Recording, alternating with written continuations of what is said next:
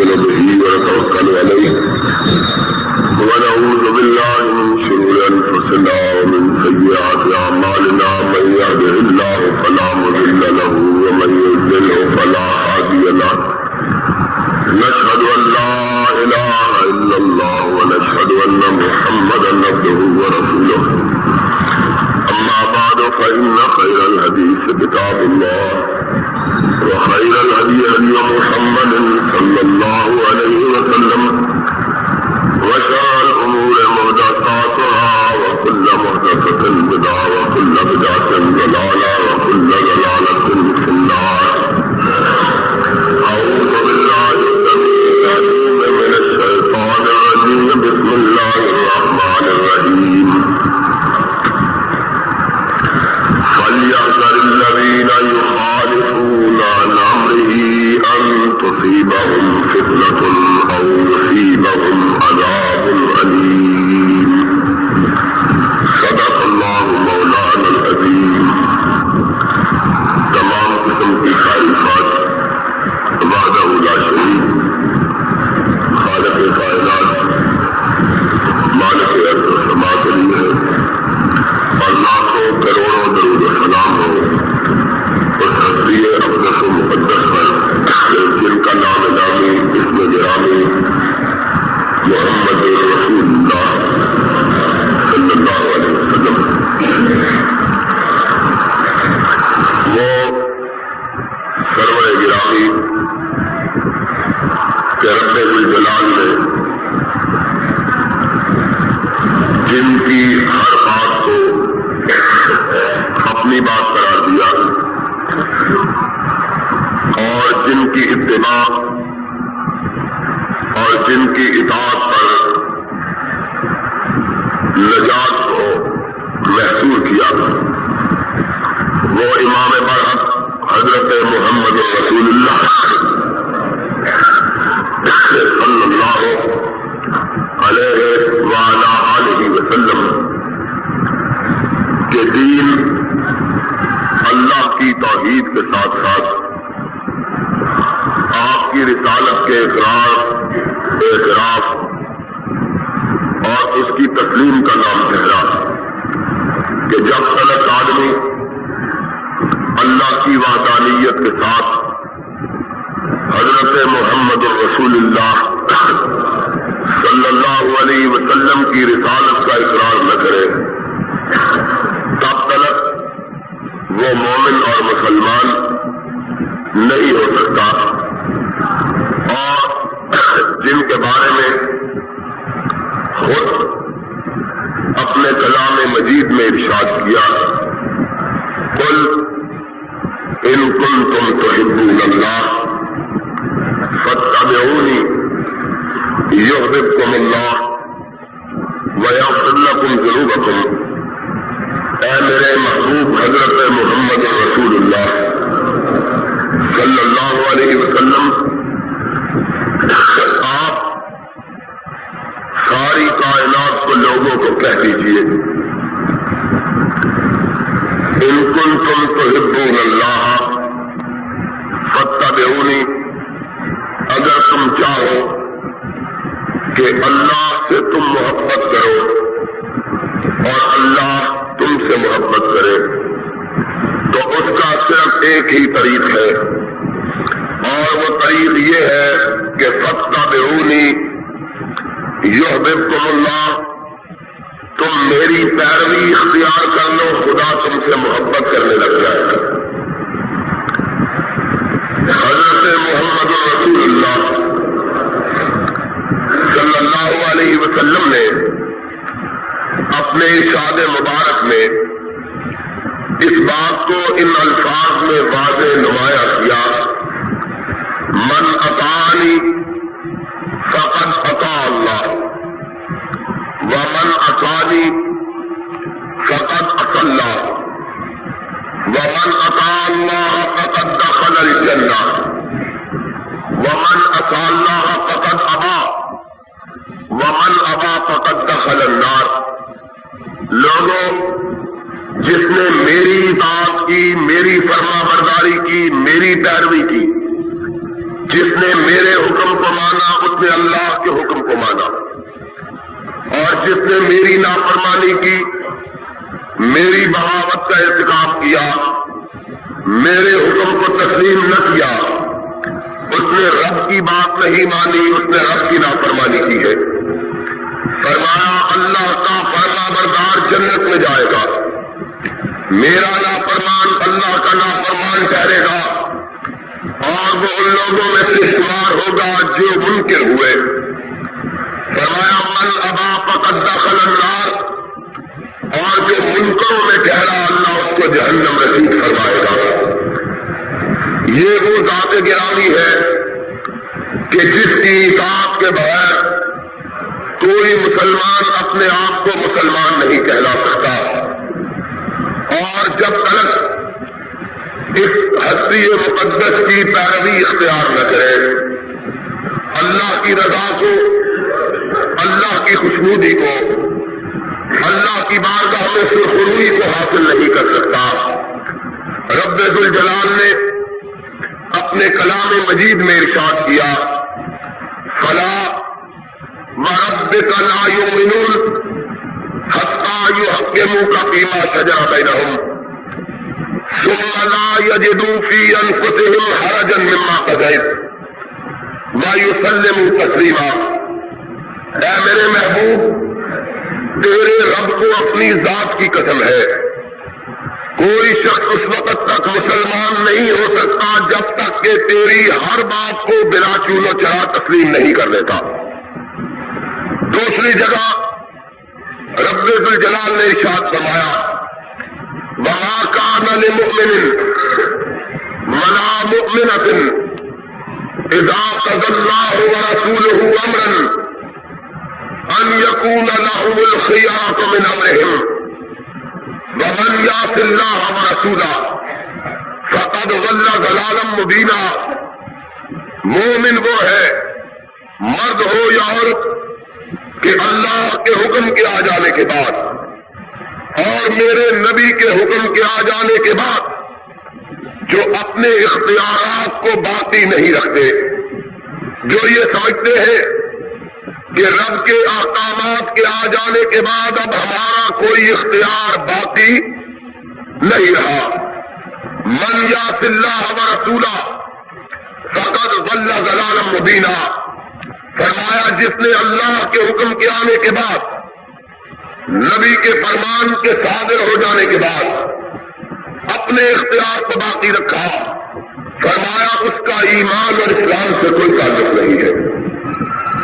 ان ساری باتوں کو پیش نگاہ رکھتے ہوئے پچھلے خطبہ جمعہ میں ہم نے رجم کے بارے میں یہ بیان کیا تھا کہ رب العزت کے حکم کے مطابق حضرت محمد رسول اللہ صلی اللہ علیہ وسلم نے شادی شدہ مرد اور شادی شدہ عورت پہ بدکاری کرنے پر انہیں رجم کی یعنی سنسار کرنے کی سزا دی ہے۔ سرور گرامی علیہ الصلوۃ والسلام کے پاس ایک کیس لایا گیا جس کا ہم نے پچھلے جمعے حوالہ دیا تھا کہ ایک آدمی نے ایک شخص کی بیوی سے برائی کا ارتکاب کیا۔ آپ نے اس شخص کو گوارا ہونے کی بنا پر 100 کوڑے اور 1 سال جلا وطن کرنے کا حکم دیا، اور اپنے صحابی حضرت انیس رضی اللہ تعالیٰ عنہ سے ارشاد کیا، فقد یا انیس انہیں اطرافت فرجمہا، جاؤ اس شخص کی بیوی کے پاس جاؤ، اس عورت کے پاس جس نے اس مرد کے ساتھ بدکاری کا ارتکاب کیا ہے، اگر وہ عورت اس بات کا اعتراف کرے کہ واقعی اس سے گناہ سرزد ہو گیا ہے تو اسے اس وقت تک پتھر مارو جب تک کہ وہ مر نہیں جاتی ہے۔ چنانچہ یہی ہوا، اور حضرت انیس رضی اللہ تعالیٰ عنہ نے نبی پاک صلی اللہ علیہ وسلم کے ارشاد پر اسے سنسار کیا۔ اس کے علاوہ حدیث پاک میں موجود ہے کہ ایک دفعہ چند یہودی نبی کائنات علیہ الصلوۃ والسلام کے پاس ایک کیس لے کر آئے۔ اس شخص کا جو یہودی تھا، شادی شدہ تھا، اور اس نے ایک یہودی عورت کے ساتھ کہ جو شادی شدہ عورت تھی اسی برائی کا ارتکاب کیا تھا۔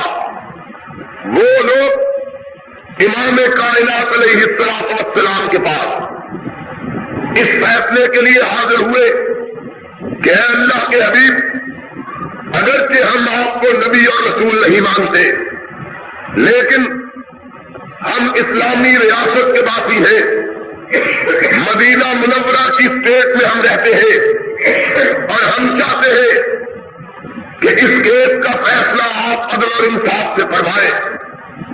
امام کائنات علیہ الصلوۃ والسلام نے پوچھا، لوگوں، تم تورات کے ماننے والے ہو، تم موسیٰ کے پیروکار ہو، بتلاؤ کہ رب العزت نے تورات میں اس گناہ کی کیا سزا مقرر کی ہے؟ انہوں نے جواب دیا، اے اللہ کے حبیب، تورات میں جو موسیٰ علیہ السلام سے نازل کی گئی ہے اس میں حضرت موسیٰ علیہ السلام کے ارشاد کے مطابق اور رب کے حکم پر جو شخص ایسی برائی کا ارتکاب کرے اس کا منہ کالا کیا جاتا ہے، اسے شہر میں رسوا کیا جاتا ہے، اور لوگوں میں اس کی تشہیر کی جاتی ہے، اس طرح رسوا کر کے اسے چھوڑ دیا جاتا ہے۔ حضرت محمد رسول اللہ صلی اللہ علیہ وسلم نے ارشاد کیا، جاؤ تورات لے کے آؤ۔ امام کائنات علیہ الصلوۃ والسلام کے پاس تورات لائی۔ نبی کائنات نے ارشاد کیا، وہاں سے نکالو جہاں اللہ نے زنا کا حکم اور بدکاری کی سزا بیان کی ہے۔ انہوں نے تورات کے ان صفحات کو نکالا جس میں بدکاری کی سزا بیان کی گئی، ساری سزا انہوں نے پڑھی، اور جہاں سنسار کرنے کا ذکر آیا تھا وہاں پڑھنے والے نے اپنا ہاتھ رکھ لیا۔ حضرت محمد الرسول اللہ صلی اللہ علیہ وسلم، سب کہو صلی اللہ علیہ وسلم، اس نے کہا کہ حضور تو امی نبی ہے، انہیں پڑھنا نہیں آتا، میں چالاکی کر کے ہاتھ رکھ کے آئے۔ آج بھی اللہ کی کتاب کو بدلنے کی اسی طرح سازشیں کی جاتی ہے۔ آج بھی قرآن کی بعض آیات کو چھپایا جاتا ہے، بعض آیات کا مطلب بتلایا جاتا ہے۔ فرق صرف زمانے کا، فرق صرف ناموں کا، کاموں میں کوئی فرق باقی محمد رسول اللہ صلی اللہ علیہ وسلم نے ارشاد کیا تھا، سچے نبی کی سچی پشین گوئی سنو۔ آپ نے ارشاد فرمایا، لوگوں، پہلی امتیں فرقہ بندی کا شکار ہوئی، گروہوں میں بچ گئی، ان امتوں کے 72 فرقے ہو گئے۔ ہر آدمی دین کی تعویل کرنے لگا، اللہ کی آیات کے معانی کو بدلنے لگا۔ قرآن ان لوگوں کی ان بدعمالیوں کی نشاندہی کے لیے آیا کہ کس طرح انہوں نے رب کے کلام کی آیات اور اس کے معانی تبدیل کیے، اس کے مطالب کو مسخ کیا، اس کے الفاظ میں ہیر پھیر کی۔ لیکن افسوس ہے اس امت پر کہ جس پر قرآن جیسی سچی کتاب آئی، جس کی ہدایت کے لیے نبی پاک جیسا سچا نبی اللہ نے بھیجا، وہ امت کی روش اختیار کرنے لگی، جو امتیں اللہ کے غضب کا اور اللہ کی لعنت کا شکار ہو گئی۔ سرور گرامی نے فرمایا لوگوں یاد رکھو ایک دور آئے گا کہ میری امت کے لوگ بھی اسی طرح گروہوں میں بچ جائیں گے جس طرح پہلی امتیں بچی تھیں، اسی طرح قرآن کی آیات کی تعویل کریں گے، قرآن کے معنی کو بدلیں گے، اس لیے کہ اپنے آپ کو بدلنا گوارا نہیں، رب کے کلام کو بدلنا گوارا ہے، اپنی خواہشات۔ آج ہم اسی طرح یہود کی روش پہ چل نکلے، لیکن امام کائنات نے فرمایا تھا پہلی امتیں 72 فرقوں میں تبدیل ہوئی، میری امت 73 فرقوں میں تبدیل ہو جائے گی، لیکن ایک گروہ قیامت تک ایسا موجود رہے گا جو وہی بات کہے گا جو رب کے قرآن میں آئی ہے، میرے فرمان میں آئی ہے، ایک گروہ ایسا موجود رہے گا۔ فرمایا لا یضرہم من خاذلہم، دنیا ان کی مخالفت کرے گی، وہ گروہ لوگوں کے مقابلے میں تعداد میں کم ہوگا، اور وہ لوگوں جن کو رب نے توحید اور سنت کی نعمت سے مالا مال کیا ہے۔ سنو کہ نبی رحمت نے خود اپنی زبان مبارک سے تمہاری جماعت کو، تمہارے گروہ کو، تمہارے اعمال کو سراہا، انہیں پسند کیا، تمہارے بارے میں پشیم گوئی کی۔ میں ان لوگوں کی بات کرتا ہوں جو صرف اللہ کی کتاب کو اور نبی پاک کے فرمان کو ماننے والے، اور اس بارے میں کسی قسم کی کوئی مداحنت گوارا کرنے والے نہیں ہے۔ بولو سرور کائنات سے فرمایا لا تزال طائفۃ من امتی منصورین علی الحق، میری امت کا ایک چھوٹا گروہ دین کے جھنڈے کو سربلند رکھے گا، لوگ ان کی مخالفت کریں گے، لیکن اللہ ان کی لوگوں کی مخالفت کے باوجود ان کی حفاظت فرمائے گا۔ دنیا کی کوئی طاقت اس گروہ کو مغلوب بنا سکے گی نہیں۔ وہ گروہ آپ سے پوچھا گیا اللہ کے رسول وہ گروہ کون سا ہے؟ فرمایا ما انا علیہ واصحابی، وہ گروہ وہ ہے جو اس بات کو ماننے والا ہے جس کو محمد منواتا رہا، محمد کے صحابہ مانتے رہے صلی اللہ علیہ وسلم۔ نبی پاک صرف اللہ کی کتاب اپنے فرامین منواتے رہے، اور صحابہ کرام نے رب کے قرآن اور نبی کے فرمان کے سوا کسی دوسری چیز کو ماننا گوارا نہیں کیا۔ یہی ہماری دعوت، یہی ہمارا پیغام، اسی کی طرف ہم لوگوں کو بلاتے، یہی بات ہم سناتے، یہی خطبات ہم بیان کرتے کہ لوگوں آؤ، اصل دین وہ ہے جو نبی کائنات نے عطا کیا، اور اصل وہ دین وہ ہے جسے صحابہ کرام نے اختیار کیا ہے رضوان اللہ علیہ مجمعین۔ تو حضرت محمد رسول اللہ صلی اللہ علیہ وسلم نے تشریف گوئی کی تھی، وہ یہودی آئے، انہوں نے سمجھا نبی پاک کو تورات پڑھنا نہیں آتی ہے، چالاکی کے ساتھ پڑھتے پڑھتے جس طرح کوئی چالاک آدمی پڑھتا ہے، ہاتھ رکھ کے انگلی رکھ کے، اس طرح پڑھتے پڑھتے جہاں انکار کرنے کا حکم آیا، رجم کا لفظ آیا، اس پہ اپنی ہتھیلی رکھی ہوئی ہے پڑھتے ہوئے، لیکن نہیں جانتا تھا اس کا تعلق جس کے سامنے وہ تورات پڑھ رہا ہے زمین کے ساتھ نہیں، اس کا تعلق آسمان کے ساتھ ہے۔ حضرت محمد رسول اللہ صلی اللہ علیہ وسلم نے تورات کی عبارت سنی، اللہ اکبر، آپ نے فرمایا یہودی جہاں اپنی ہتھیلی رکھی ہوئی ہے اس ہتھیلی کو اٹھاؤ، اس کے چہرے کا رنگ ہو گیا۔ حدیث کے الفاظ ہے اس نے اپنی ہتھیلی ان پاس سے اٹھائی، فائزن تلو ہوتی ہے آیت الرجم، حدیث کے الفاظ ہے اس نے ہتھیلی اٹھائی فرمائی لوگوں نے کیا دیکھا کہ رجم کا حکم اس طرح جگمگا رہا ہے جس طرح بغیر بادلوں کے چاند جگمگاتا ہے۔ حضرت محمد رسول اللہ صلی اللہ علیہ وسلم نے فرمایا پڑھو اس آیت کو کہ اس میں کیا لکھا ہے۔ شرمندہ ہو گیا، اس نے کہا جناب اس میں لکھا ہے کہ اگر کوئی کموارا مرد، اگر کوئی شادی شدہ عورت اس برائی کا ارتکاب کرے تو اسے سنسار کیا جائے۔ نبی نے تبسم فرمایا، اس نے کہا اللہ کے رسول آپ کو کیسے پتا چل گیا تھا کہ جس لفظ پر میں نے ہاتھ رکھا ہے اس کے نیچے رجم ہوگا؟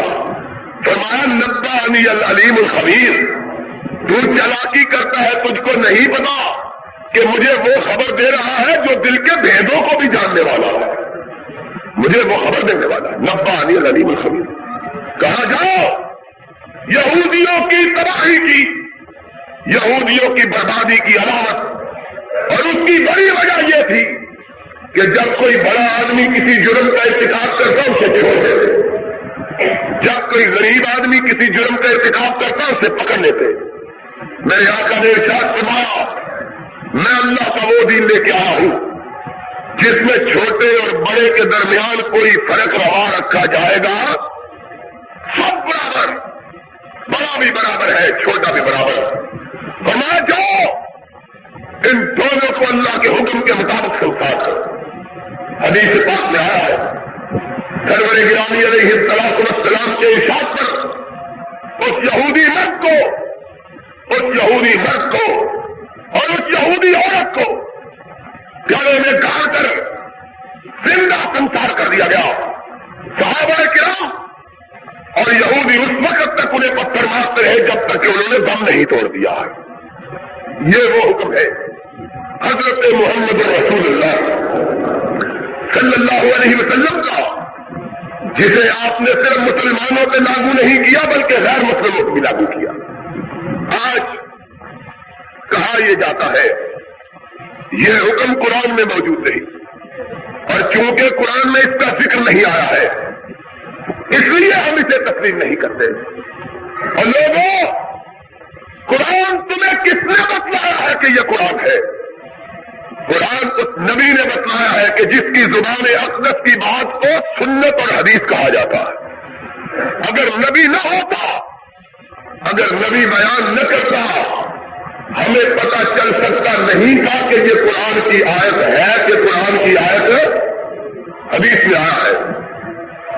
سرور گرامی حضرت محمد رسول اللہ، سب کہو صلی اللہ علیہ وسلم، آپ کے صحابہ کہتے ہیں آپ پر وحی اترتی، ہمیں کوئی پتہ نہیں ہوتا تھا کہ یہ وحی جو اتری ہے یہ قرآن کی آیت ہے یا کہ قرآن کی آیت نہیں ہے۔ صحابہ سے پوچھا گیا آپ کو کیسے پتہ چلتا تھا کہ قرآن کی آیت ہے؟ صحابہ کہتے ہیں نبی یہ کائنات وحی کا سلسلہ منقطع ہو جانے کے بعد ہم کو بتلاتے رب نے یہ حکم اتارا ہے، اور فرماتے اور میرے ساتھیوں سن لو یہ حکم قرآن میں شامل ہے یا قرآن میں شامل نہیں ہے۔ پھر بتلاتے اگر یہ حکم قرآن میں شامل ہے تو اس کو کس صورت میں لکھا جائے، کس جز میں لکھا جائے۔ یہ قرآن اس کی ساری ترتیب اگر بیان کی ہے تو محمد رسول اللہ نے بیان کی ہے۔ اگر نبی بیان کرنے والا نہ ہو تو ہمیں پتہ چل سکتا نہیں کہ قرآن کی آیت ہے کہ قرآن کی آیت ہے نہیں۔ کئی دفعہ حکم آیا لیکن نبی نے اس کو قرآن میں درج نہیں لگایا، حکم موجود حدیث سے آیا۔ صحابہ کرام رضوان اللہ علیہ مجمعین غزوہ خیبر کے موقع پر قلعے خیبر کو فتح کرنے کے لیے گئے ہوئے تھے۔ سارے کے سارے صحابہ نبی کی معیت میں یہودیوں سے جنگ کے لیے خیبر کے قلعے کے باہر پروکش۔ حدیث پاک میں آیا ہے راستہ اتنا دشوار اور راستے کے پہاڑ اور قریب پگڈنڈیاں اتنی ٹھنڈا کہ صحابہ کے پاؤں چھل گئے، پیروں سے خون بزنس کا، غربت کا، فقر کا یہ عالم ہے کہ کسی کے پاس کھانے کے لیے روٹی کا ایک ٹکڑا تک موجود نہیں. 4 دن 5 دن کے بھوکے اور پیاسے، گرمیوں کی شدت کا موسم، پہاڑی راستے، سنگیلی پتھریلی نوکیلی زمین، ننگے پاؤں، نہ دھوپ سے بچنے کے لیے کوئی چیز، نہ راستوں کے پتھروں سے بچنے کے لیے کوئی چیز، نہ پیٹ کی آگ بجھانے کے لیے کوئی چیز. ایسے عالم میں صحابہ کرام اپنے قائد، اپنے راہبر، اپنے مرشد، اپنے ہادی کی معیت میں سفر طے کرتے ہوئے قلعہ خیبر کے پاس پہنچے. یہودیوں کو اس وقت نبی علیہ الصلوۃ والسلام اور آپ کے لشکر کی آمد کی خبر ہوئی جبکہ حضور ان کے دروازوں تک جا پہنچے. انہوں نے جلدی سے اپنے جانوروں کو سمیٹا، اپنا مال و اسباب جمع کیا اور قلعے کے اندر داخل ہو کے قلعے کے بڑے دروازوں کو بند کر دیا. پرانے زمانے میں لوگوں نے اپنے شہروں کے پڑوس میں قلعے بنائے ہوئے تھے کہ اگر دشمن حملہ آور ہو قلعے کے اندر چلے جائے، قلعے کے دروازے بند کر کے محفوظ ہو کے بیٹھ جائے کہ دشمن ان پر حملہ آور نہ ہو. لاہور شہر میں جس طرح موجود شیخ حکم، پرانے زمانے میں دستور یہ تھا نہ ہوائی جہاز تھے، نہ ٹینک تھے، نہ توپیں تھی کہ جن کے ساتھ ان دروازوں کو پھاڑا جا سکتا، ان دیواروں پر سے کودا جا سکتا یا ان دروازوں کو توڑا جا سکتا. اس طرح لوگ محفوظ ہو جاتے، اندر محدود ہو جاتے، کھانے پینے کا سامان اندر مہیا کر دیتے اور مدتوں تک حملہ آور لشکر کا مقابلہ کرتے رہتے. اگر لشکر بدل ہو جاتا، اس کے حوصلے ٹوٹ جاتے، اپنا سامان اٹھاتا اور پلٹ جاتا. اور اگر کوئی دیر تک ڈیرے ڈالے رہتا، اندر کی خوراک کے ذخیرے ختم ہو جاتے، مجبور ہو کر لڑنے کے لیے باہر نکلتے یا فتح کرتے یا مفتوح ہوتے اور غلام بن جاتے. یہ دستور تھی. چنانچہ خیبر بستی جو خالصتاً یہودی بستی تھی، اس بستی کے رہنے والوں نے اپنے قلعوں کے دروازوں کو بند کر دیا. آج تک اس قلعہ کے آثار باقی ہے. میں نے دیکھا ہے کہ اس قلعہ کی بلندی آج کے دور میں جو باقی رہ گئی ہے زمین سے 60 فٹ اونچی ہے. اس زمانے میں اتنا مضبوط، اتنا بڑا قلعہ بنایا گیا. سملاخ اور پتھریلے راستے حضرت محمد رسول اللہ صلی اللہ علیہ وسلم کے صحابہ آپ کی معیت میں خیبر کے دروازوں تک پہنچے. وہ اپنے سارے مال مویشی لے کر اندر گھسے. چند گدے باہر رہ گئے. صحابہ نے جلدی سے گدوں کو پکڑا، انہیں ذبح کیا، ذبح کر کے ان کا گوشت بنایا، گوشت بنا کے ہنڈیوں پہ چڑھایا. اور الفاظ ہے حدیث پاک کے، ذرا سنو اور صحابہ کے ایمان کو بھی بلا رکھو، نبی کی اطاعت کو، نبی کی فرما برداری کو بھی دیکھو اور اس بات کو بھی دیکھو کہ وہی ساری کی ساری قرآن میں درج نہیں ہو گئی، بلکہ وہی کے 2 حصے ہیں. ایک حصہ وہ ہے جو قرآن کا جز بنا، ایک حصہ وہ ہے جو محمد کے فرمان کا جز بنا ہے. وہی کے 2 حصے. صحابہ کرام نے گدوں کو ذبح کیا، ان کا گوشت بنایا، ہنڈیوں پہ رکھا. حضرت طلحہ رضی اللہ تعالیٰ عنہ روایت کرتے ہیں کئی دن کے بھوکے، صبر کے مارے ہوئے، تھکانوں سے ٹوٹے ہوئے، جب گوشت پک کے تیار ہو گیا، بھوکے جھبٹ پڑے کھانے پر. ابھی ان کے ہاتھ لوالوں کی طرف بڑھے کہ نبی پاک نے مجھے بلایا. آپ نے فرمایا طلحہ ادھر آؤ. کہتے ہیں میں نے کہا لبیک یا رسول اللہ، اللہ کے رسول میں حاضر ہوں. آپ نے فرمایا نادے فی الناس، طلحہ جاؤ لوگوں میں جا کے منادی کرو کہ ابھی مجھ پہ وحی اتری ہے، اللہ نے اور میں نے آج کے بعد گدوں کے گوشت کو حرام قرار دے دیا.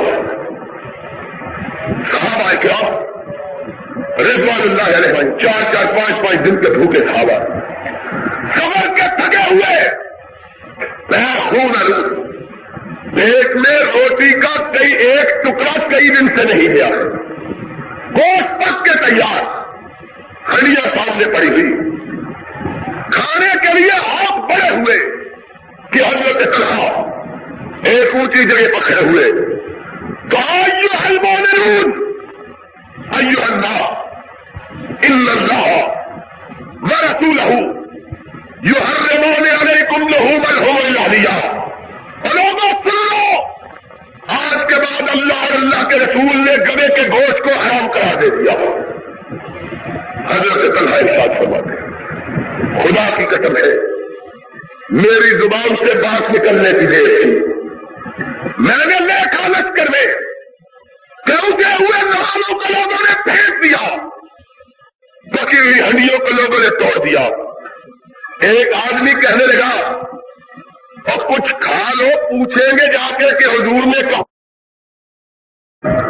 نہیں، اٹھاؤ سارے کو، وہی آئی لیکن وہی قرآن میں درج نہیں ہوئی، محمد کے فرمان کا حصہ بنی صلی اللہ۔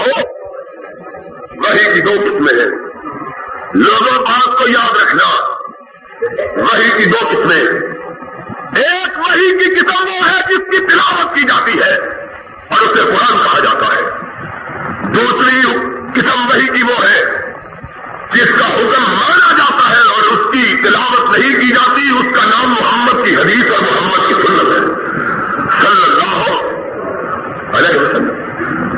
نبی کے احکامات وہ بھی وحی ہے، قرآن وہ بھی وحی ہے، نبی کی زبان سے نکلی ہوئی بات رب کی بات ہے، قرآن میں درج کی ہوئی بات رب کی بات، دونوں میں کوئی فرق نہیں۔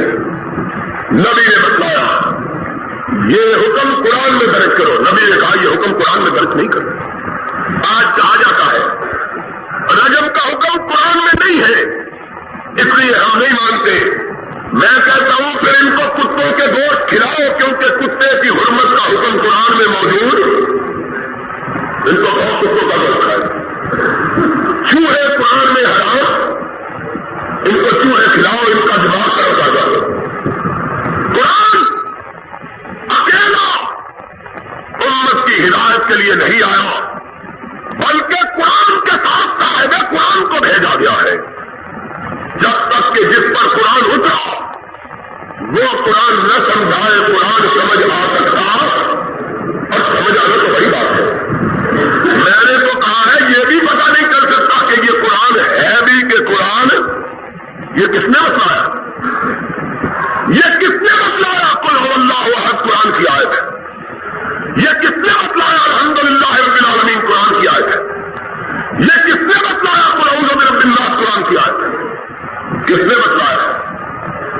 یہ ثابت ہوا ہے تو حدیث پاک سے ثابت ہوا کہ محمد رسول اللہ صلی اللہ علیہ وسلم نے بتلایا ہے کہ یہ قرآن کیا، اور اگر نبی یہ نہ بتلائے تو کسی کو یہ معلوم ہو سکتا نبی کے فرمان سے بات۔ اس لیے یاد رکھو وہ شخص جو یہ کہتا ہے مجھے اللہ کی کتاب کافی ہے، میں نبی کی بات کو نہیں مانتا، نبی کی بات حکم کے ثبوت کے لیے ضروری نہیں ہے، اس کو پوچھو کہ اللہ کی کتاب کی خبر کس نے دی ہے کہ یہ اللہ کی کتاب، یہ بھی تو نبی کے بتلانے سے پتہ چلا۔ تین دونوں چیزوں کے مجموعے کا نام، ایک اللہ کی کتاب، دوسرا محمد کا فرمان صلی اللہ علیہ وسلم۔ جس طرح حدیث کے بغیر نجات نہیں، اسی طرح قرآن کے بغیر نجات نہیں، جس طرح قرآن حدیث کے بغیر نہیں سمجھا جا سکتا، اسی طرح حدیث بھی قرآن کے بغیر اپنے مفاہیم کو واضح نہیں کر سکتا۔ دونوں چیزوں کو اللہ نے لاگو کیا آج اس میں واضح احکامات سے ہوتے اور نبی پاک صلی اللہ علیہ وسلم۔ اور سب سے بڑی بات جو میں بتلانا چاہتا ہوں وہ یہ ہے، پچھلے ہفتے ایک مضمون چھپا ہے ان ججوں کی تعین میں جنہوں نے اپنی جہالت کے ساتھ نبی کے کیے ہوئے فیصلے کو غیر اسلامی قرار دیا۔ ان کی حمایت میں ایک مضمون چھپا اور میں نے کہا تھا اسی جمعہ کے دن یہاں جمعہ پڑھا کے مامو کانجن کی کانفرنس میں رات کو کہا تھا افسوس ہے کہ اس ملک میں کتوں کو چھوڑ دیا گیا ہے، پتھروں کو باندھ دیا گیا ہے۔ چاہیے یہ تھا کتے بندھے ہوئے ہوتے، پتھر آزاد ہوتے، کہ اگر کتا کسی کو کاٹنے کے لیے بڑھے تو شریف آدمی پتھر مار کے اپنا بچاؤ کر سکے، لیکن معاملہ الٹا ہو گیا ہے۔ شیخ سادی ایک بستی کی میں گئے، رات کا وقت تھا، بستی معلوم ہوتا ہے کسی چنگڑوں کی بستی تھی، کتے بھونکنے لگے، بھونکتے بھونکتے کچھ کاٹنے کے لیے آگے بڑھے۔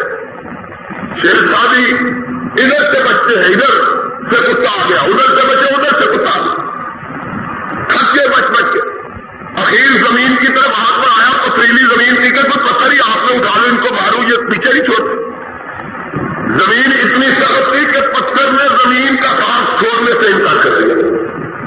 شیخ سادی ساری رات بیچارے اسی طرح دوڑ بھاگ میں گزارتے صبح تک گھر واپس آئے۔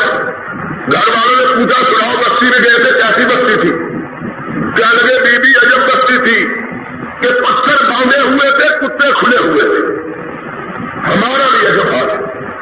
یہاں ہم اگر نبی کے نافرمانوں پر کوئی نکیر کرتے ہیں، انہیں ٹوکتے ہیں، ہماری بات کو چھپنے کی اجازت نہیں ملتی، لیکن اگر نبی کے بغاوت پر، نبی کی نافرمانی پر، نبی کی اہانت پر کوئی شخص کوئی بکواس کرنا چاہتا ہے، اس میں کوئی قدر نہیں ہوتی۔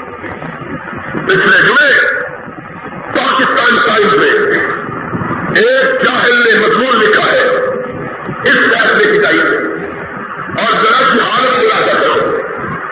اس نے کہا کہ یہ رجم کا حکم جو تھا یہ موسیٰ کی شریعت میں تھا، نبی کی شریعت میں آ کے منسوخ ہو گیا ہے۔ خدا کی قسم ہے، باتیں سن کر تعجب ہوتا ہے کہ سر خدا کہ سالک و عارف کا شخص گفت در ہے رقم کہ بادہ پروش از کجا شریف، کہ وہ خدا کا راز جسے کسی عارف و سالک نے بیان نہیں کیا۔ مجھے تعجب ہے کہ ایک شرابی نے اس کو کہاں سے سمجھ لیا۔ کیا عجب بات، وہ راز جس کا علم نبی کو نہیں ہوا، وہ راز جس کا پتہ ابو بکر کو نہیں لگا، وہ راز جس کی خبر عمر کو نہیں ہوئی، وہ راز جس کا علم عثمان کو نہیں ہوا، وہ راز جو علی مرتضیٰ پہ منکشف نہیں ہوا، وہ راز اگر کھلا ہے تو آج 14ویں صدی کے ایک جاہل جج پہ کھلا۔ یہ مضمون یہ بھی پرانا جج ہے، ایک ریٹائر، اور میں سمجھتا ہوں انگریز بڑا عقل مند تھا، 55 سال کی عمر میں بندے کو ریٹائر کر دیتا تھا، سمجھتا تھا اس کی دماغ کی چولیں ہل گئی ہوئی، اب کام کا نہیں رہا۔ جب چولیں ہل جاتی ہیں، گورنمنٹ ریٹائر کر کے گھر بھیج دیتی ہے، عادت پڑی ہوئی نا حکم سنانے کی، اور کوئی حکم سنانے کے لیے نہیں ملتا، یہ دین کو یتیم سمجھتے ہیں، اس کے بارے میں حکم صادر کرنا شروع کر دیتے ہیں۔ ان کی مت، یہ بھی ایک بیوقوف کا بچہ ریٹائرڈ جج ہے جس نے یہ محسوس کیا، کہتا ہے یہ منسوخ ہو گیا حکم، اسلام کا نہیں، یہ یہودیوں کا حکم۔ اور بدبخت تجھے معلوم نہیں ہے کہ نبی علیہ السلام نے صرف یہودیوں کو سنسار نہیں کیا، بلکہ مسلمان جس نے برائی کا ارتکاب کیا اس کو بھی سنسار کیا۔ اور حدیث سنو، حدیث پاک میں آیا ہے، حدیث کی تمام کتابوں میں موجود ہے۔ ایک آدمی حضور کے پاس لایا گیا، اس نے برائی کا ارتکاب کیا، نبی علیہ السلام کو بتلایا گیا اس نے بدکاری کا ارتکاب کیا۔ ذرا توجہ کے ساتھ بات سننا، سرور گرامی نے فرمایا اس کو لٹاؤ اور اس کو 100 کوڑے مارا۔ حضور نے اس کو 100 کوڑے مروائے، وہ اٹھ کے چل گیا یا اس کو اٹھا کے لے گئے۔ بعد میں صحابہ نے بتایا اللہ کے رسول یہ آدمی شادی شدہ تھا، یہ آدمی یہ جج پاگل کہتا ہے صاحب کا، کہتا ہے یہ حکم موسیٰ کی شریعت میں تھا، حضور کی شریعت میں منسوخ کر کے صرف 100 کوڑے رکھے گئے۔ سنو، یہ ایک مسلمان مرد تھا، نبی علیہ السلام حدیث کی ساری کتابوں میں حدیث موجود ہے، نبی علیہ السلام نے 100 کوڑے مارے۔ آپ کو بتلایا گیا حضور یہ شادی شدہ، آپ نے فرمایا اس کو پکڑ کے دوبارہ پکڑ کے لایا۔ آپ نے فرمایا تو نے شادی کی ہے؟ اس نے کہا حضور کی ہے۔ فرمایا اس کو لے جاؤ اور اس کو پتھر مار کے سنسار کر دو کہ رب کا زانی وہ زانی جو شادی شدہ ہو، اس کے لیے یہی حکم ہے کہ اسے پتھر مار کے سنسار کیا جائے۔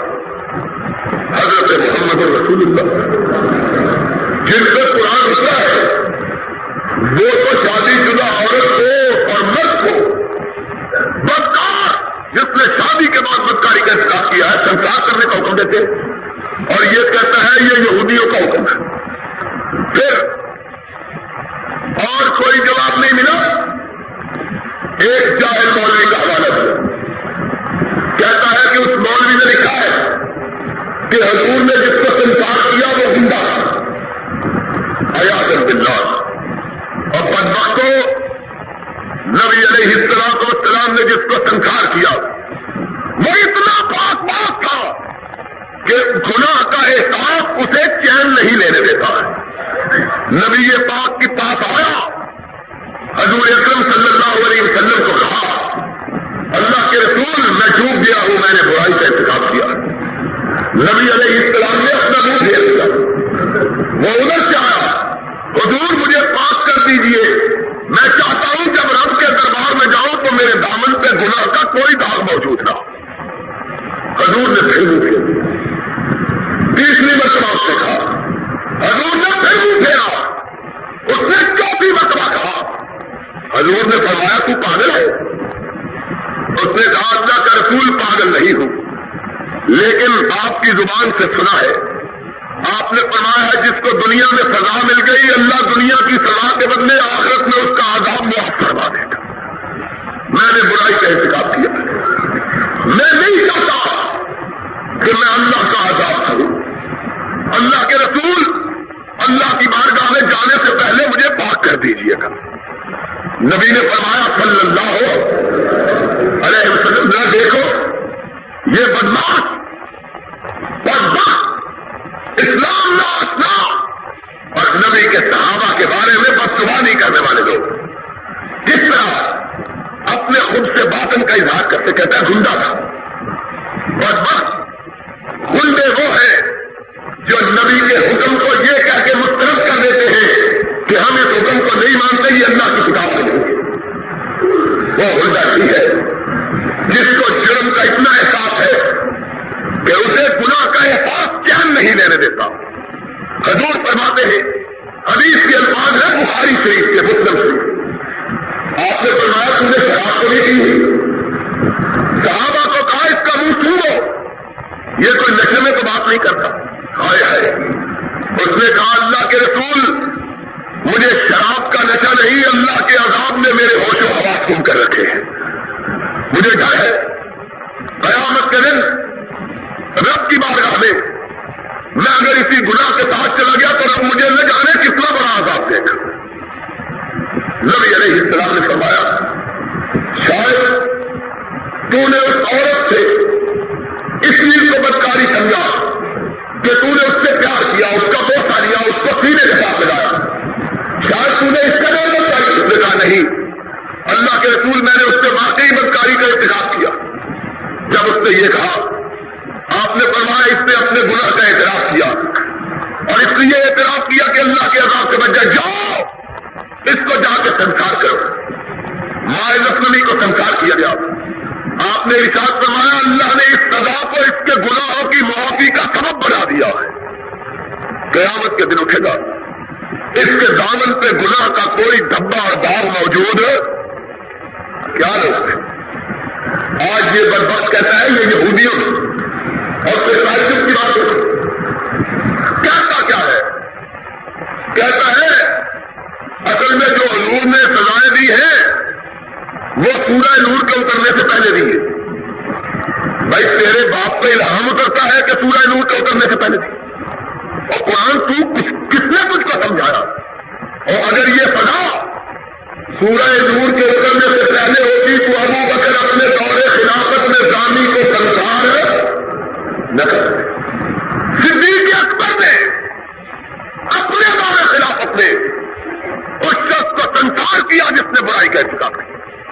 فاروق اعظم، ہائے وہ فاروق اعظم سب کا رضی اللہ تعالیٰ عنہ کہ جس کے بارے میں نبی نے خود فرمایا تھا لو کان بعدی نبی لکان عمر، اور عمر میں اللہ نے اتنی استطاعت اور صلاحیت رکھی ہے کہ اگر میرے بعد کسی نے نبی ہونا ہوتا تو اللہ عمر کو نبی بنا دیتا۔ وہ عمر سب کو رضی اللہ تعالیٰ عنہ جن کے بارے میں امہات المومنین کہتی ہے، کون کہتی ہے؟ نبی کی بیویاں۔ ولیکن ینزل علی رأی عمر، اور سننے والوں سن لو، قرآن اترتا ہمارے گھر کے صحن میں تھا لیکن اترتا عمر کی رائے کے مطابق تھا۔ وہ قرآن کا اتنا سمجھنے والا، وہ رب کی منزلہ کو اتنا پانے والا۔ اس کے زمانے میں ایک شخص نے اس برائی کا ارتکاب کیا، ایک عورت کے ساتھ دونوں شادی شدہ تھے، آپ نے ان دونوں کا سنسار کیا اور فرمایا کوئی شخص یہ نہ کہے کہ اللہ کی کتاب میں رجم کا حکم نہیں ہے۔ آپ نے فرمایا اللہ نے حکم نازل کیا ہے کہ شادی شدہ مرد اور عورت برائی کا ارتکاب کرے تو اسے سنسار کرو۔ فرمایا اسی بنا پر سنسار کیا جس طرح صدیق اکبر نے سنسار کیا۔ اگر یہ حکم سورہ نور کے اترنے سے پہلے ہوتا تو اسے یہ بات معلوم ہوتی جس کو رب نے یہ شہادت بخشی کہ اس نے اپنے دستے مبارک سے قرآن کو جمع کیا اور قرآن کو اپنے ہاتھ سے لکھا۔ کون؟ امام ثالث حضرت عثمان ابن عفان رضی اللہ تعالیٰ عنہ۔ نبی علیہ السلام نے ان کو قرآن کے لکھنے پر مامور کیا۔ اللہ کے نبی نے اللہ کے حکم کے مطابق ان کو کاتب وحی قرار دیا۔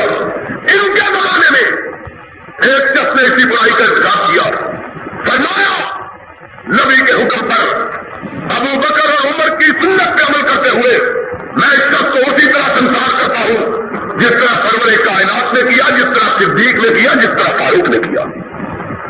شیعہ کی کتاب فروع کافی، شیعہ کی حدیث کی کتاب فروع کافی، جس کا شیعوں کے نزدیک وہی درجہ ہے جو ہمارے نزدیک بخاری شریف کا درجہ ہے۔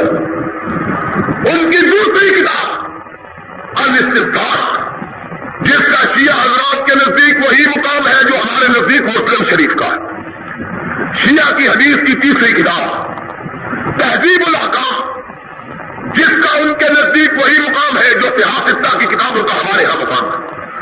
شیعہ کی حدیث کی چوتھی کتاب من لا یحضرہ الفقیہ، ان کی سیاہ اربعہ کی چوتھی کتاب، جس طرح ہمارے سیاہ ستہ کی 6 کتابیں ہیں، شیعہ کے نزدیک حدیث کی 4 معتبر کتابیں۔ چوتھی کتاب کا نام ہے من لا یحضرہ الفقیہ۔ چاروں کتابوں میں حدیث آئی ہے کہ حضرت علی رضی اللہ تعالیٰ عنہ کے پاس ایک عورت آئی، شراحہ جس کا نام تھا، اس نے آ کے کہا اے علی میں شادی شدہ ہوں، میں نے برائی کا ارتکاب کیا ہے، چاہتی ہوں کہ اللہ کے عذاب سے بچ جاؤں، دنیا میں بدلہ مل جائے، مجھے پاک کرو۔ علی مرتضیٰ نے رضی اللہ تعالیٰ عنہ اس سے پوچھا، اس نے اعتراف کیا میں نے گناہ کیا ہے۔ حدیث کے الفاظ ہے شیعہ کی 4 کتابوں میں موجود ہے۔ علی مرتضیٰ نے فرمایا جاؤ اسے گڑا کھود کے زمین میں گاڑو، گڑا کھود کے نصف حصہ زمین پہ گاڑا گیا۔ حضرت علی مرتضیٰ نے اپنے غلام کمبر کو کہا سب سے پہلا پتھر جو مارے گا وہ میں ماروں گا۔ کمبر کا ساتھ لے کے چلے، سب سے پہلا پتھر پھینکا اور یہ پڑھ کے پھینکا اللہم تصدیقا لکتابک واتباعا لسنت نبیک صلی اللہ علیہ وسلم، اے اللہ میں اس عورت کو سنسار کر رہا ہوں تیری کتاب کے حکم پر عمل کرتے ہوئے، تیرے نبی کی پیروی کرتے ہوئے۔ پتھر مارا، پھر غلام کمبر کو حکم دیا دوسرا پتھر تم مارو۔ پھر کہا سب سے پہلے اس کو سنسار کرنے کے لیے وہ لوگ پتھر پھینکے جنہوں نے نبی کو اپنی آنکھوں سے دیکھا، تاکہ لوگوں کو پتا چل جائے کہ یہ وہ نبی کا فرمان ہے جس کے بارے میں صحابہ کے درمیان کبھی کسی کا اختلاف، یہ شیعہ تجارت کا بات، امت نے اس سلسلے میں کبھی اختلاف نہیں کیا۔ حنفیوں نے، شافعیوں نے، مالکیوں نے، حنبلیوں نے، اہل حدیث نے 1400 سال کے طویل عرصے میں کسی مومن نے اس بارے میں اختلاف، اور آج کیا ہے اس کے کہتے ہیں قرآن میں نہیں۔ آؤ میں نے قرآن کی آیتیں تمہیں سنائی تھی، اس آیت کریمہ میں 18واں پارہ ہے۔ پچھلے خطبہ جمعہ میں نبی کی پیروی کے بارے میں بہت سی آیات سنائی، آخری آیت کریمہ یہ سن لو، رب نے کلام مجید میں کہا ہے فَلْيَحْذَرِ الَّذِينَ يُخَالِفُونَ عَنْ أَمْرِهِ أَن تُصِيبَهُمْ فِتْنَةٌ أَوْ يُصِيبَهُمْ عَذَابٌ أَلِيمٌ۔ وہ لوگ اللہ سے ڈر جائیں۔ اللہ کون لوگ؟ فرمایا جو میرے نبی کے حکم کی مخالفت کرتے ہیں۔ کون لوگ؟ جو میرے نبی کے حکم کی، اور بولو کون لوگ؟ جو میرے نبی کے حکم کی، اپنا نام یہاں لیا، رب نے اپنا نام یہاں لیا، صرف نبی کا نام لیا۔ 18واں پارہ، 18ویں پارے میں قرآن مجید میں، اور یہ کون سی سورت ہے؟ سورت نور، سورت نور۔ قرآن پڑھتے ہو، ہائے اولئک الذین اشتروا الضلالۃ بالہدی والعذاب بالمغفرہ۔ اللہ نے کہا یہ وہ لوگ ہیں جنہوں نے جہنم کو جنت کے بدلے خرید لیا، جنہوں نے گمراہی کو ہدایت کے بدلے دے دیا۔ وہ لوگ یکتمون ما انزل اللہ من الکتاب ویشترون بہ ثمنا قلیلا۔ اور لوگوں ذرا میرے رب کی سچی کتاب کا لفظی ترجمہ سنو۔ رب کہتا ہے یکتمون ما انزل اللہ من الکتاب، یہ وہ لوگ ہیں جو دین فروخت کرنے کے لیے قرآن کی بعض آیتوں کو چھپا دیتے ہیں، بعض کو بیان کر دیتے ہیں۔ سارا قرآن سناتے ہیں، سارا قرآن نے ان بدبختوں کی منافقوں کی نشاندہی کی ہے۔ کچھ حصہ پڑھنے والے، کچھ چھپانے والے، اپنی مرضی کے مطابق قرآن کو ڈالنے والے۔ قرآن کہتا ہے یشترون بہ ثمنا قلیلا، قرآن چھپانے کا بدلہ کیا؟ تھوڑی سی تنخواہ۔ قرآن کی آیت ہے، ہم نے نہیں بنایا ترجمہ۔ یشترون بہ ثمنا، تھوڑی تنخواہ کے عوض قرآن کو بدلنے والے، تھوڑے پیسوں کے عوض دین کو بیچنے والے وہ لوگ۔ قرآن کی پہلی آیت پڑھی، سورہ نور کی آخری آیت پڑھی، سورہ نور کی آخری آیت یاد رکھنا، فَلْيَحْذَرِ الَّذِينَ يُخَالِفُونَ عَنْ أَمْرِهِ، اور وہ لوگوں جو میرے پیغمبر کے حکموں کو نہیں مانتے، ڈر جاؤ۔ اللہ کس بات سے ڈرتے؟ أَن تُصِيبَهُمْ فِتْنَةٌ أَوْ يُصِيبَهُمْ عَذَابٌ أَلِيمٌ، ڈر جاؤ یا دنیا میں رسوائی ہوگی یا قیامت کے دن اللہ کا عذاب تمہارا احاطہ کر رہے۔ دنیا میں کیا ہوگا؟ دنیا میں کیا ہوگا؟ رسوائی، اور آخرت میں کیا ہوگا؟ پتھر۔ ان تصیبہم فتنہ اور یصیبہم عذاب، دردناک عذاب تمہارا انتظار کر رہا میرے نبی کے مخالف ہو۔ جس بات کا حکم نبی نے دیا، جو فیصلہ نبی نے کیا، جو حکم نبی سے ثابت ہوا، دنیا کی کوئی بڑی سے بڑی عدالت اس کو غلط قرار دے سکتی؟ وآخر دعوانا ان الحمد للہ رب العالمین۔ أنفسنا ومن سيئات أعمالنا من يهده الله فلا مضل له ومن يضلل فلا هادي له نشهد أن لا إله إلا الله ونشهد أن محمدا عبده ورسوله إن الله وملائكته يصلون على النبي يا أيها الذين آمنوا صلوا عليه وسلموا تسليما اللهم صل على محمد وعلى آل محمد كما صليت على إبراهيم وعلى آل إبراهيم إنك حميد مجيد اللهم بارك على محمد وعلى آل محمد كما باركت على إبراهيم وعلى آل إبراهيم إنك حميد مجيد مسئلہ جو میں بیان کرنا چاہتا تھا ان دو خطبات جمعہ میں وہ بنیادی طور پر یہ تھا کہ کسی بھی بات کو اس لیے رد نہیں کیا جا سکتا کہ وہ قرآن میں موجود نہیں ہے، بلکہ دین کے بارے میں اگر کسی چیز کو رد کیا جائے گا تو اس لیے کیا جائے گا کہ وہ قرآن میں نہیں ہے، نبی کے فرمان میں نہیں ہے۔ اگر کوئی ایسی بات ہو پھر تو واقعی، لیکن صرف یہ کہنا کہ اللہ کی کتاب کافی ہے اور کسی چیز کی ضرورت نہیں، یہ گمراہی کی علامت ہے۔ اس لیے کہ اس کا مطلب یہ ہے کہ قرآن کا وہ مفہوم ہم بیان کریں جو ہمارا جی چاہے، قرآن ہم اس طرح سمجھے جس طرح ہم جی چاہے سمجھیں، بلکہ رب العزت نے قرآن مجید کو جو حضرت محمد رسول اللہ صلی اللہ علیہ وسلم پہ نازل کیا اور حضور کو مبعوث کیا، کس لیے کیا؟ فرمایا یعلمہم الکتاب والحکمہ، اس لیے کیا کہ قرآن پڑھائے بھی، قرآن سکھائے، کہ حضور کے سکھائے بغیر قرآن آدمی سیکھ سکتا گمراہی۔ اس لیے بھی ہم نے ان دو خطبات جمعہ میں انتہائی برہمی کا، نفرت کا اور تلخی کا اظہار کیا کہ اصل میں اس حکم کے پیچھے یہ جو فیصلہ ہے 3 پاگل ججوں کا، اس کے پیچھے جو سازش کار فرما ہے وہ یہ ہے کہ دین کی بنیادوں پہ حملہ آور ہو کے دین کی بنیادوں کو ڈھا دیا جائے۔ یہ جو مولوی لوگ، یہ جو دیندار لوگ، یہ جو مسلمان لوگ ہر روز مطالبے کرتے رہتے ہیں اسلام نافذ کرو، اسلام نافذ کرو، ان کو بتلایا جائے کہ اسلام کی کوئی چیز متفقہ ہے ہی کچھ نہیں، اسلام کیا نافذ کرے؟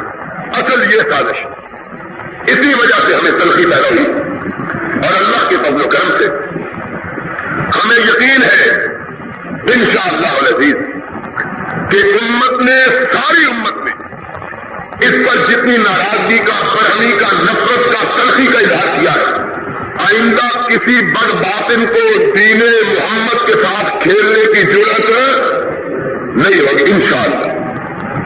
آئندہ سوچ سمجھ کے بولے۔ اس سلسلے میں ہمارا ایک مفصل پریس کانفرنس جو ہم نے پہلے دن کی تھی وہ چھپ گئی ہے، جو دوست حاصل کرنا چاہے بغیر قیمت کے لے سکتے ہیں۔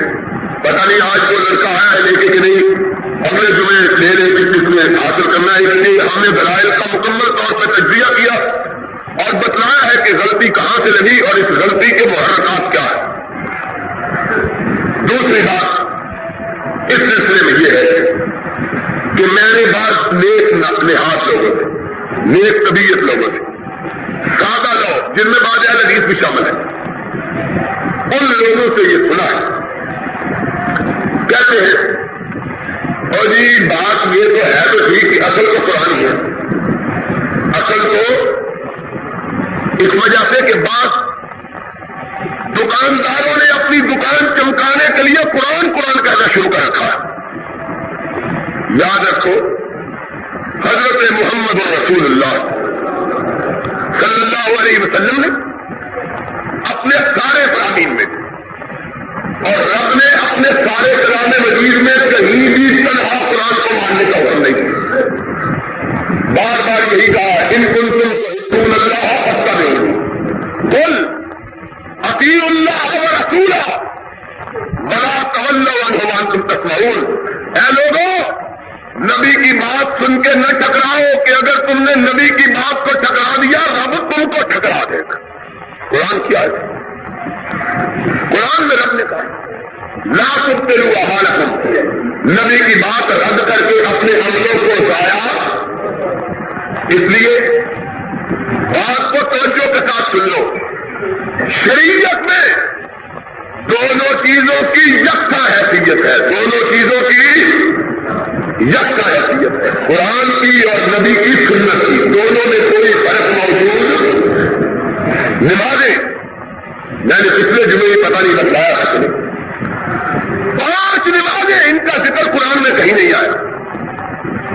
نماز کا طریقہ کہ ہاتھ اٹھاؤ سینے پہ باندھو، پھر ہاتھ اٹھاؤ رکوع کرو، پھر سر اٹھا کے وقفہ کرو، پھر سجدے میں جاؤ، پھر سجدے پہ سر اٹھاؤ، بیٹھو، پھر سجدہ کرو، پھر اٹھ کے کھڑے ہو جاؤ، سارے قرآن کے کسی پارے میں موجود نہیں سن رہی بات۔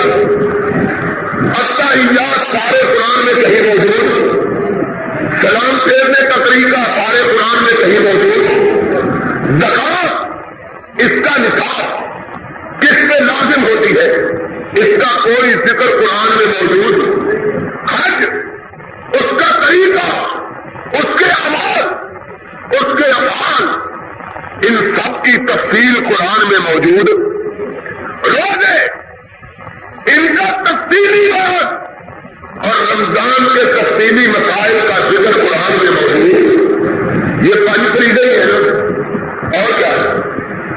توحید و رسالت 1، نماز 2، زکات 3، روزے 4، اور 5ویں چیز کیا ہے؟ وہ ان 5 چیزوں میں سے 4 چیزوں کا تفصیلی ذکر قرآن میں موجود نہیں، پھر کیا قرآن کرتے؟ یاد رکھو، اسلام میں، شریعت میں، دین میں سنت کا وہی مقام ہے جو قرآن کا مقام ہے، اور دونوں کے درمیان کوئی فرق نہیں۔ محمد رسول اللہ۔ بسم اللہ الرحمن الرحیم۔ السلام علیکم ورحمۃ اللہ۔ تلاوت کلام حکیم، جید علماء کرام کی تقاریر، نت نئے جہادی ترانوں کے والیومز، صاف اور بہترین MPX ساؤنڈ فلٹر پر پاکستان بھر میں بہترین آڈیو سیڈیز ریکارڈنگ کا مرکز، القاسیہ کیسٹ سیڈیز و کتب لائبریری، 4 لیک روڈ، چبرجی چوک، لاہور۔ فون 72305449۔